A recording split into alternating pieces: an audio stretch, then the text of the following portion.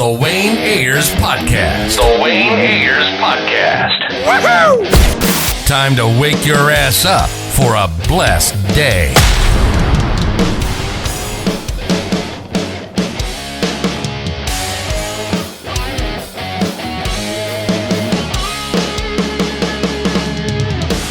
What's up, everybody? It's the Wayne Ayers Podcast, episode 62. Got a very special guest coming in. Hey. Hi. Hey, how are you doing today? I apologize profusely. I am never late. I am never late. No, you're good.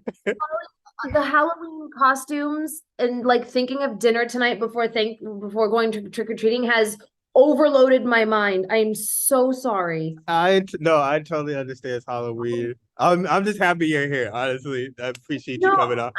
I'm happy to be here and chat with you as well. And I just got an email from my agent saying, like, just making sure you're logging on. I was like, oh my God. I'm sorry. I was like halfway through chopping carrots just now. Like, dropped off the kids, saw the Halloween parade at school, went to work out, came home, and like literally was chopping up to make chicken soup so they have like something hearty and warm before going out tonight. Sorry. This fills me with anxiety. I don't like missing out on things. I don't like being late. I'm sorry. No, you're totally perfectly fine. I was like, I know that you're perfect timing. No, yeah, I was just vibing anyway. No, you're perfectly good. Okay. Okay. Oh, sorry. Anyway, okay. That's what I felt like. We're here now. Okay. Yeah, you're here now. That's all that matters. I don't even know. You're directing. Let's go NCIS, I guess. You're directing the episode Flesh and Blood. November 6th is coming out. You're directing that. I know you directed stuff in the past, but like, how's this episode like different from the other ones? How's it different from the other ones? That's a tough question. I think the cool thing about NCIS LA is that though there is always like a through line in terms of the plot, where there's always something continuous with each character in their private lives, each episode tends to be its own case, unless, for example, you have like the Body Stitchers episode, which just recently aired, sort of like the second part of it. The first part aired maybe 3-4 years ago. So there are a couple of ones that are sort of to be continued. But each episode tends to be its own entity when it comes to the case. This one was written by Chad Mazzaro, who I'm just putting my thing on focus. Do not disturb. I'm seeing text messages come in on my computer. I'm like, stop. No, this one was written by Chad Mazzaro, and he and I have worked together on other episodes that he's written as well. So we vibe really nicely. We have great sort of synergy and chemistry, and that makes for a much easier process. It's like he has an idea, he writes the script, and I go, oh, in this thing that you wrote, like, what if the character were to, find out that they have something going on with them at the same time as the audience finds out? So it's a surprise for everyone, including the character. Or does the audience anticipate the discovery of something before the character discovers it? And so there are little bitty things about an episode that end up being sort of teamwork. And it's very fun. It's very, very fun to direct the episodes. I love it. But it's not second nature to me the way acting is second nature at this point, because I've only been doing it for a few years now versus, I've been paid to be an actor since I was 16 years old. So that's a craft that I've been honing for 22 years now. Are you like harder on yourself, like when directing, and like, you have to still be like the lead? Like, are you like, okay, my acting has to be on this point because I'm directing this episode? Or are you just like, whatever goes? If you understand. I do know what you mean. Yeah. I know what you mean by whatever, but it's never something that I can ignore, right? Every part of my job, because I also need to know that first and foremost on this particular show, my primary job is that of being a character on the show. And so, fortunately, I don't have to think about getting into a character that I've been playing for 14 years, right? They call action and I'm Kenzie. They call cut and I'm back to being Danny. So that's a good thing. That's an advantage. But like I said, the directing part of it isn't as second nature to me as playing Kenzie at this point. And so a lot more energy and focus and much more of my sort of mental bandwidth goes into directing. And I care immensely, you know, it's like, if I do a scene that in my opinion didn't go as well as I would like it to go, it's one scene in an ocean of scenes that we see this character in. If I don't do a good job, in my opinion, as a director, that's an entire episode and a lot of other people's jobs that may be compromised, so to speak, right? It's like if you're directing an episode, even though there's plenty of people above you in the chain of command, you're still signing off on something that you know, you're the driver of the train when you're on set, basically, you and the first AD, essentially. And so, yeah, I find directing a lot more exhausting, but at this point in time, like much more creatively fulfilling because it's new and I'm learning new skills and it's informing how I behave as an actor as well, you know? No, yeah, that's actually, I want to get to that. Like, is there something that you wish you knew about directing before you got into it? Good question. That I knew about directing before I got into it. I don't know that there's anything in particular. I will say that I did as much homework as I could as possible. You know, it's like as soon as I knew I wanted to direct, I started paying much more attention to details like camera lenses and how does a long lens versus not a long lens treat the image, and therefore does that change how did that change the emotional feeling of a scene? By the way, you are very well lit right now. I just want to say that you have this beautiful glare of sunlight coming behind you with this like East Coast building architecture with this, you know, 1950s microphone. I'm loving everything that you're doing right now, by the way. It's excellent composition, I might say. Appreciate it. But no, so anyway, so I did, you know, I did as much research as I could, but until you get to the, you know, quote unquote battlefield that is the set, and like trying to, you know, make your troop, everybody's going towards the same goal. I don't know. I think what surprised me most is that I am, you know, on a day-to-day basis, sort of like an equal with my castmates. You know, it's like we're all the actors, we're all the people that are in front of the camera. And once you shift the dynamic where now I'm the director and then you have the cast member, it's like if my colleague decides to make a choice in a scene acting wise, I'm in the scene with them, I'll react accordingly, you know, and we'll just kind of like play off each other. But when I'm in the director's seat, maybe something I had envisioned for the scene isn't exactly what they had envisioned for the scene. And now you have to really collaborate on making the scene work for the actor, because it's important that the actor is comfortable in telling the story and they know the character better than I will ever know their character. But also sort of accommodating the visual storytelling aspect of it. And so I think I went in with too much confidence of, oh, I know how to talk to actors. I am one. And now you realize like, oh no, when you're in the director's seat, you actually have to just be more sort of diplomatic and flexible in the way that you accommodate everybody's, you know, personalities, needs, and all that stuff. And I say this with love. Do you know what I mean? Because I'm sure that a director has to deal with me. I say deal with sounds like a negative thing, but it's not. It's just people have personalities, people work long hours, and we all have to find a way to make it move forward and work for everyone, you know? And as a new director, I have to earn my stripes. Like I have to earn people's trust that I'm going to produce something good that they are the face of. So it'll probably take a few episodes, and, you know, both on my show and any other show I may go to as a director, like people need to see my material to be like, oh no, she can tell a story. She can visually tell the story and it looks good. Is there like a cast member? I know you guys are all like family now, and then you know you might have that cast member that's like a little jokester, a little goofy. You know, so is there anybody like while you're in the director's chair that gives you like a little like, not like I want to say a hard time, but like like just like little sibling or big sibling, like okay, you're being annoying right now. They're all my big siblings for sure. They're all my big siblings. No, but because there is nobody that is difficult. And I think if there is a goofy one, that's probably me. I think I would be the goofball of the group for sure. Because for a long time, I was the youngest one of all.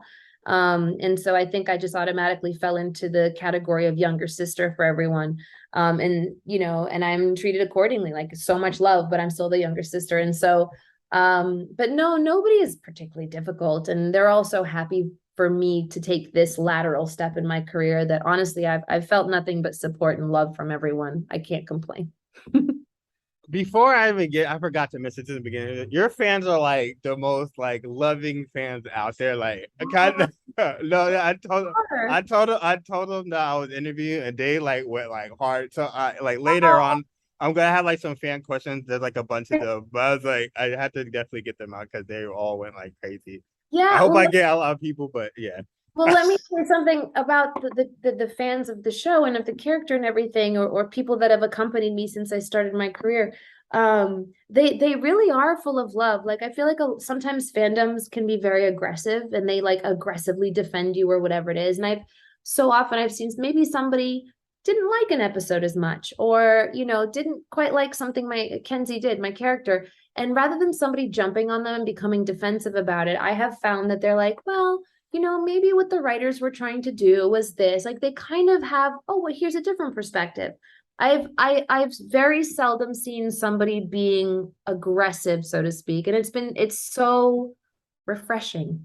So I No, thank for those listening. I very much thank you for being kind to one another. It's a big difference. And when you see people who've created friendships like over 10 years ago and are still friends today because they met on the fandom, it's quite lovely. It's quite lovely. no, yeah, they're just like I just had to throw that out there. I forgot to say it in the beginning of the episode. Ah, thank Speaking of fans, like I know like Kenzie has like a new like little journey, or not, I don't say little, but like new journey into like the motherhood. Like you. what are you like like should your fans like be excited to see from Kenzie in that like spotlight? So, we have Kenzie has journeyed through infertility, which I quite love representing that group of families, in the world, I suppose. And there are so many of them, and it is a really tough journey. And um, thankfully, I didn't have to go through it in real life, but I tried to stay as true as possible to what these families go through. I have very close friends who went through infertility, and I spoke to them and about their journey and how they felt and the physical aspect of it and all that stuff. So I hope that I stayed as true as possible to that journey. But it didn't work out for them, unfortunately, for Kenzie and Deeks. But you know, they wanted to be parents no matter what and love another human being. And fortunately, they were able to foster a teenager. And teenagers are difficult, I suppose, to adopt or to foster because most people want a baby to raise from scratch, let's say. So they did a really good thing, which I hope sets a really good example. And they adopted a teenager that Kenzie just so happened to save in one of the episodes. So of course they had to tie it in somehow. Um, so yeah, what started off as a difficult, bumpy trail is now working out quite beautifully for these characters. No, yeah. I was like, I want to know like, do you like because you're a mother yourself, do you bring in like ideas and concepts when it comes to like that and like while shooting the episodes? Like, do you like take like your own advice from motherhood, but hey, or go to like the directors or writers, hey, we should do this and that, just off of like the mother. I don't so far I haven't had to. A lot of our writers, not all, but a lot of our writers are also parents. So I think they write with the sensibility and the sensitivity of a parent. I think what has been fun to play is Kenzie's sort of insecurity, and that I can connect with on the side of it's like when you become a parent. My kids are still young. I don't have teenagers, so that's me dealing with a teenager for the first time. I have to sort of like imagine what it would be like.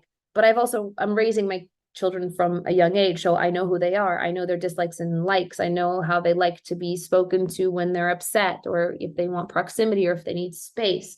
When you adopt a teenager, they have their very own, very formed personality that you have to give them the space to allow you in and show you who they are. But it's fun to play Kenzie as an insecure parent. Like, am I doing it right? Am I not doing right? Oh my gosh, am I doing too much? Am I not doing enough?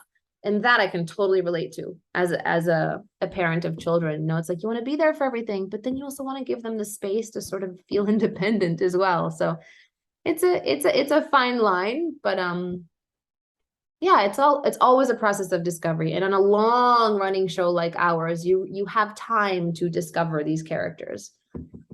I know it's been on for 14 seasons. Do you have like a dream episode? Like, man, I wish we covered this, or I had this idea to do this, or is there like a dream episode you have for like, man, I wish we could really do this on the show? Um, as boring as this sounds, no, I actually only because it's been over 300 episodes. Like, what haven't we done yet? You know, we've pretty much covered so much. Every character has gone rogue at some point, so you get to, you know, play that sort of fun. I think one of my favorite things to do on the show is the action sequences and the fight scenes and stuff. So as much as, you know, throw as much of that as you want in my direction, I absolutely love it. But yeah, I mean, we've been, you know, even from an emotional standpoint, we've been through getting to know someone, flirting with someone, ending up in a relationship, getting married on the show, going through the infertility process that you talked about. I mean, I think that we've, even from the other characters as well, like we've been through so many interesting things. I'm pretty impressed with how the writers are continuously coming up with more things or how to dig deeper into an existing situation. So yeah, it's a really boring answer, but no, there's nothing in particular that I'm like, I really wish we had, you know. No, I totally understand. It's 14 seasons, like Yeah. you just keep going with the flow. I do have this question. If Kenzie had to do like a cross, like just team up with somebody from like a cross, like oh my bad. If Kenzie had to team up with somebody outside like the NCIS franchise, like, you know, like Law and Order, Blue Bloods, Yes. Criminal Minds, like what character would you like want to see her team up with? Oh man. From the procedural universe, right? Yeah, just Basically. CSI, all those shows. Bones, you know. Otherwise, I'd be like, yo, throw Kenzie onto Succession or some cool like dark stuff like that. Um, let me think, or like send me to England to be on some British drama because that's the kind of stuff that I personally watch and I love it. But I think, oh man, I don't know. We just announced crossovers, you know, a three-way crossover between NCIS and NCIS Hawaii and us. So I got a chance to work with some of the other characters, but I think like maybe Jane Tennant, you know, Vanessa Lachey on NCIS Hawaii or Wilmer on NCIS. Like there's, you know, that's a tough one. There's no obvious one to me because I just think they're all so damn cool. I totally understand. There's too many options, really. I want to get to fan questions because they're gonna be like, "Yo, we sent you questions, you didn't ask them." But I'm definitely going to get into them. Okay. I have a question for Laura, or I hope I'm not butchering it. Lara. Okay, let's just put it that. She said, "If you could change anything about Kenzie, what would it be?" If I could change anything about Kenzie, what would it be? I think I would change the relationship with her mom. I think I would attempt to make it a more healthy relationship. It started off rocky for her when she was a kid. I'm sure you've watched every season, and so you know all this. It started off kind of rocky. You know, Kenzie's story is like her father was murdered, and then she ran away from home and kind of lived on the streets for a while. So she gained this fierce independence and you know, self-reliable and all that stuff. And the relationship with the mom is kind of rocky, and at some point she comes home and decides to try to get closer to her mom, and so they're okay, but I think I would like to explore, you know, maybe really creating a healthy relationship. It's really fun to have Deeks' mom on the show, and I adore her. And I think Kenzie has started to, you know, welcoming her in, and she loves that when she is there, and she's very helpful and the sort of advising mom. I'd love Kenzie's mom to also have that with Kenzie. No, I think that's important. A good relationship with your parents I'm always here for that. I'm from Bea. I hope I Bea. I hope I not butcher anybody's name. Have you ever had a I made it moment during your career? If so, what was it like? Ooh, I know I have had those moments in different parts of my career. You probably have multiple if you think about it. Yeah, and that's the thing. It's like, oh my gosh, I've made it. And then the next thing happens that's a little bigger than the previous one. You're like, oh no, no, no, now I've made it. And and it just and you're just like, you know what? At the end of the day, now looking back, I can tell you that the oh my gosh, I've made it comes from consistency, right? So I think when you're starting your career and you get that first job and it goes well, like, when I auditioned for the pilots for NCIS LA, I had no idea this was going to end up in a 14-year show. Obviously, nobody did. It's like you get picked up for a pilot, and they say, we're picking up your pilot. You get 9 episodes, and then you get 13 episodes, and then maybe you get a full season, and then they pick you up for season 2. So it's like little incremental successful moments, and all of those have nothing to do with me, right? CBS picking up a show or not picking up a show really comes down to the audience liking it or not liking it. It comes down to, does this cast work? Do people want to see where these characters are going? So really, there's so much that's out of your control as an actor. And so all of those moments felt like, aha, I've made it, season 2, holy cow, or season 3. And as it keeps growing, or like when I was cast in the movie Red Tails, and it happened more or less at the same time as the show, like I auditioned for those 2 in the same period of time. And so I got a call for NCIS LA, and then a call to do the movie Red Tails. And I'm like, oh my gosh, and at that moment I was like, oh my God, I've made it. Like a movie and a TV show all at once. And now I look back and I say to myself, your success has come from consistency. And the idea that I think I've stayed the same person throughout. My priorities have changed. I used to be like, one day I'm going to get an Oscar. I used to say that when I was a teenager, right? Now, of course, that would always be welcome, but my goal is to raise children who are not thinking that they're more privileged than anybody else because mommy has this job or because we live in a certain place, whatever it is. It's like my success will be the next generation. Like if I am able to raise kids with my husband, who's an amazing father, and they just make the world a little bit better in any way they can, to me, I've made it. You know what I mean? No, yeah, It goes so far beyond it goes so far beyond you and your career. Once you have children or you're responsible for another human being, how about that? Everything changes. Everything. No, I like that. I love the response to that. That's actually good. Tony F88, he wants to know, the season 13 DVD extra treated us fans with something I never thought I would see. And there was bloopers filled with outtakes of Daniela and Eric. I don't know. Or what are the chances for those previous season bloopers to be released on DVD extras? You know what? I don't have a concrete answer for you because I don't know why they never released the bloopers before last year. I don't know. I don't know if there was anybody in the cast that didn't want it. I don't know, because we had like when we do our rap party, obviously during COVID we didn't have any, but during the rap parties in previous years, there would always be a video that would play of the blooper reel just for the cast and the crew. And it was always so funny. I mean, yeah, there's a couple of cuss words here and there, but and they never released them. I never understood why. And they were funny and they were put together really well. I don't know. I hope they do at some point. No, yeah, I don't know why. That definitely should be released.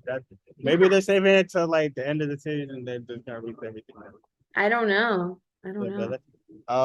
Eric Nunez says Kenzie and Dees don't have a kiss scene since season 11. Are we going to watch one this season?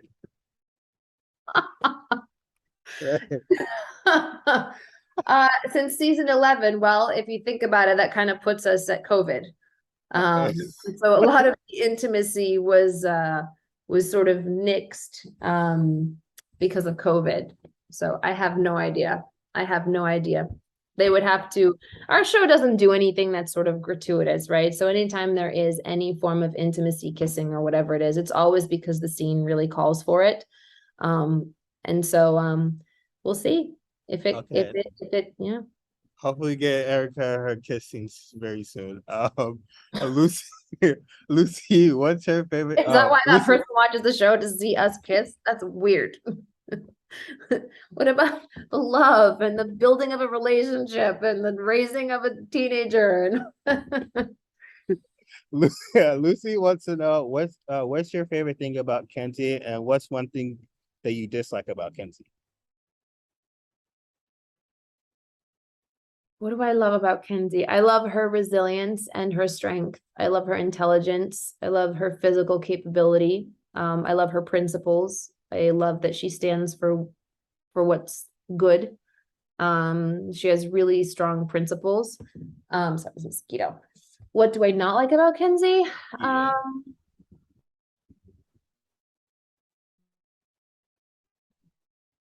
What do I not like about Kenzie? I think the thing that I didn't love about Kenzie as much is kind of, I think she's grown out of it, which is that, you know, in earlier seasons, she was very physically impulsive. And I think she's grown out of that and realized that that's just not an appropriate thing to do. So I think she's grown out of the thing that I didn't like. Like she would punch Deeks in the arm if he made a bad joke or something. And nowadays you just be like, that's not okay. Just punch people in the arm because you didn't like their joke, you know? And it kind of like, it was weird because like at the time it worked. And I think it kind of fell into what was acceptable. And then over time, even the fans would bring it up and they'd be like, you can't, if he punched you, this would be a whole other conversation. It was like, yeah, you're right. Let's not do that anymore. Oh, yeah. Okay. Yeah. Another person wants to know. We listen to the fans is my point. We listen and they were totally right. Another person wants to know. They didn't tell me their name, but they said, "What's your favorite soap opera you've been in?" I've been in 4, which I don't know if you know that because these were things that I did in Portugal. My favorite one, I'm very passionate about all of them. They hold very dear in my heart, but I think just for the sake of like what got everything started, I think the first one that I did, it was called Jardins Proibidos, which in English translates to Forbidden Gardens, which sounds like something very nefarious, but it wasn't. It was just the first one I did, and I was 16 years old. And I saw this audition on television. They were like, we're looking for the lead of this new soap opera. Come to this theater at whatever time on whatever day and drop off your application. And that's what I did. And then from the application, they called me back and I auditioned and then got the call back. And out of, I want to say like 1,500 girls that auditioned, myself and 3 other friends of mine who are still good friends of mine today, we got cast as different parts in this soap opera. And that just got the whole thing snowballing. I mean, I think that's what told me, yep, you're in the right place. And you should, yeah. No, how is soap operas? Like, do you just that looks so hard. Like what's like the schedule for like a soap opera? Like, so I can't speak for soap operas here in the United States because I've never done one. Or I did one scene in Guiding Light years and years ago. So I can't speak for how those really work. And I can't even speak for how they work in Portugal now because this was 20 years ago and I'm sure the business has evolved immensely since I started. But I mean, at the time it was like 35 scenes in one day. It's pages and pages and pages of dialogue, you know, and way back when there wasn't really a huge limitation on shooting hours. Like here, you have to have a certain number of hours between when you finish and when you start the next day. It's per the unions, per SAG. You have to have a certain amount of hours of resting time. And that wasn't the case back then. Also, if you're a minor there, as long as your parents gave you permission to work, of course, you know, school and all that stuff, there was no tutor on set. There was nothing. It was like, get your homework done whenever you can. So it felt very difficult in the beginning. And then you're just happy to be there. So, and this is a good lesson to pass on to any, you know, youngsters who want to be actors is you're always going to say yes to everything because one, you're like, oh, I don't want to be difficult. Oh, I don't want to get fired. Like you always feel like you could get fired at any minute for being difficult, but it is really important to stand your ground on certain things. Like, don't be late. That's basic. You know, when they knock on your trailer or the green room, wherever you're waiting, get up and go to set, right? There's a team of people that are waiting to go home that day, and you don't want to be the cause for any delay. But if they're like, hey, do you mind working 15, 16 hours and then coming back tomorrow at 7 a.m., you can say no to that because that is not humanly healthy. And you're not going to do your job at your best the next day when you've just done that, right? I can't speak for movies, but it's very easy. Everyone's always going to ask everything of you. And you really need to filter what you are okay with and what's going to destroy you in the long run. So, you know, I was a yes gal in my first soap. I was probably even a yes gal in the second soap, but eventually you have to, you know, there's a lot of value in saying no to something.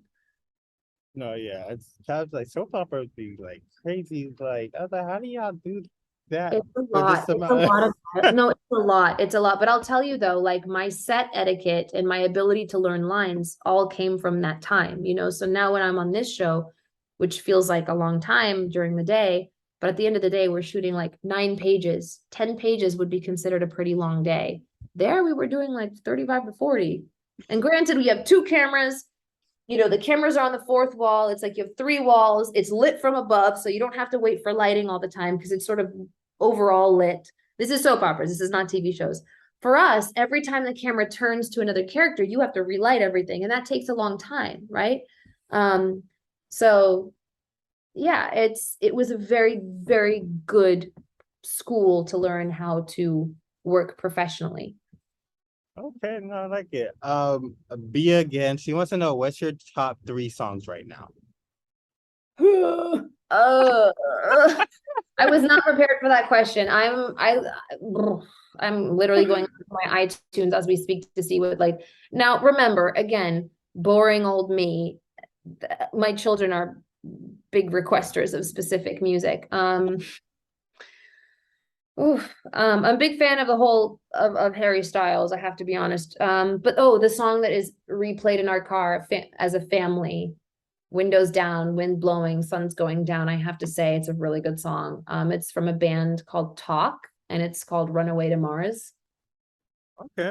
That's a really good one. But what else was I listening to recently? I mean, yeah, there's a lot of different things. I've also just I was trying to get my kids to listen to more songs with like a little bit of Portuguese in it, a little bit more. And so there's a young singer back home. His name is Micael Carreira, and he did one of Enrique Iglesias songs. They did it together, but like one sings in Spanish and one sings in Portuguese, Bailando. And I don't know, I just really like how they work together on that. And the kids love it too, because they recognize the Portuguese and they sing to it and stuff. So Oh, that's amazing. No, that's no. My last question for you, just in total. What is like your advice for somebody that's trying to like break into the industry? So the most important thing I think to acknowledge is that no 2 people have the same journey, right? Somebody's gonna take 10 years to get their first break, and somebody is gonna be in the business for 3 minutes and somehow they find an agent and it starts. I'm a big believer in getting your education.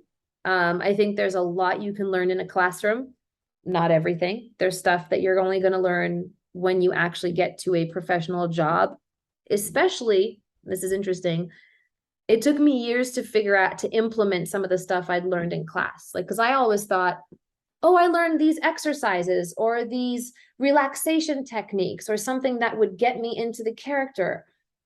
But you don't always need to use those techniques. Those techniques are there for when you need them. If you're in a scene and you're reading the scene in the script or in your audition, whatever it is, and there's something about it that you just respond to, there's something visceral that just comes to you, don't worry about those exercises and those techniques. Like, just listen to the other character, to the person in the scene with you, and ground yourself. Like, find a way to be grounded. And maybe that comes from, like, I don't know, do yoga at home before you go to your audition, whatever it is. Everybody's going to have a different way of feeling comfortable, right? Like I said, I'm very comfortable in Kenzie, but the minute I get an audition for something completely different, I have to put a lot of thought into it. you know? I don't think I even paid attention to when they're like, what are the circumstances of the scene the character is in? I was like, what does that even mean? Well, are you going to shout in this audition? Oh, well, no, because you're sneaking into a house. So I actually have to whisper. So what's going on around the scene is going to tell you how to play the scene. And then that's not really answering your question. You said about people wanting to get into the business, but it's just No, that's actually good though, because so much. Yeah. That's good because somebody that's probably going out for an acting audition probably didn't even think of that. But I personally wouldn't even think about that. Like, oh, you have to say it this certain way because you're breaking into a house or you're at a party or you know what I'm saying? Whatever. You don't think. Yeah, whatever it is. Let's two characters are talking to each other and they're and in the stage directions it says like they're watching a concert. Am I going to speak with this voice? No, I'm at a concert. What? Oh yeah. You have to adjust those details. You need to adjust, like read the details of the scene and try and figure that out. But like I said, big believer in learning, get a coach, sign up for a class, a workshop, depending on what you want, like maybe go for your degree in acting. And then what is acting? All you're doing is creating a human being that is not you. You have a huge amount of life experience, stuff that's just come to you natural, things that you've pursued. Oh, I like basketball, or whatever it is. Or, oh, my parents got divorced. Okay, that's something that you now have in your bag of tricks. You know what it feels like to come from a home that broke apart at some point in your life. So if you're trying to create a completely different human, the more experiences you give yourself throughout your life, go to the theater, watch a bunch of movies. Who do you like? Why did you like that actor's performance? What did they do in that performance? Like study everything around you. If you have to create a world, study the world that already exists. So that then you pick and choose what works in that world for this brand new character. I don't believe that any actor worth his salt just sits in his house all day and just, closes his eyes to the world around him. Like you have to experience the world. And that's why I think that after having kids, that's changed me as an actor, because like the gravitas that I'm able to bring to a scene now, like I love harder. I hate harder. I'm angry in a bigger way. I'm sad in a bigger way. I